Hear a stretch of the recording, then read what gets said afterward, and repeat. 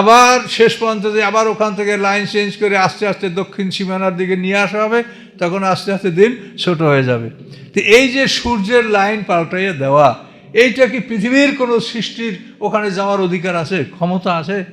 যে সূর্যের মধ্যে যে যে মানে তার যে সেলসিয়াস তাপ ওর মধ্যে, ওর কাছে যাইতে পারে পৃথিবীর কেউ? কে তার লাইন পাল্টাই দেয়?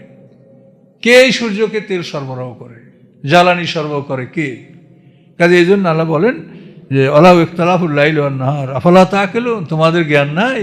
তোমরা ভেবে দেখো যে এটা করতে কি লাগছে, এটা করতে কি প্রয়োজন হচ্ছে, এটা ভেবে দেখো, তোমাদের কি জ্ঞান নাই?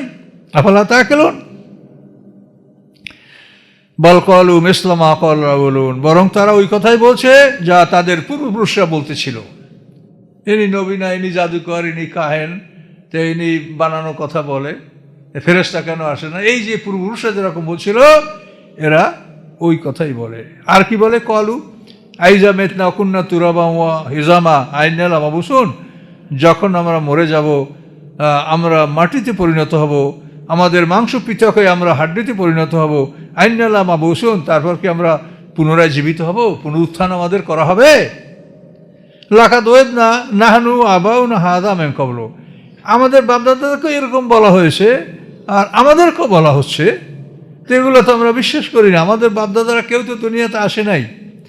হ্যাঁ, ইন হাযা ইল্লা আসাতিরুল আউয়ালিন, এগুলি পূর্ববর্তীদের রচনা, পূর্ববর্তীদের ইতিহাস। কাজে আসমানি কিতাব এটা পূর্ববর্তী ইতিহাস এবং পূর্ববর্তীদের রচনা, এইটা বলে তারা এটাকে প্রত্যাখ্যান করলো কাফির মুশরিকরা। তো দেখতে পারবে যে ওঠে কিনা। এই জন্য দেখেন, আমাদেরকে আল্লাহ যে সৃষ্টি করছেন, মৃত হতে আমাদেরকে জীবিত করছেন। এই যে পৃথিবীতে আমরা আসি, আমরা কিন্তু মরা ছিলাম। কাইফা তাকফুরুনা বিল্লাহি ওয়া কুনতুম আমওয়াতান ফাআহইয়াকুম, তাই না? আল্লাহ বলেন তোমরা তো মরা ছিলে, আমরা মৃত ছিলাম, সেখান থেকে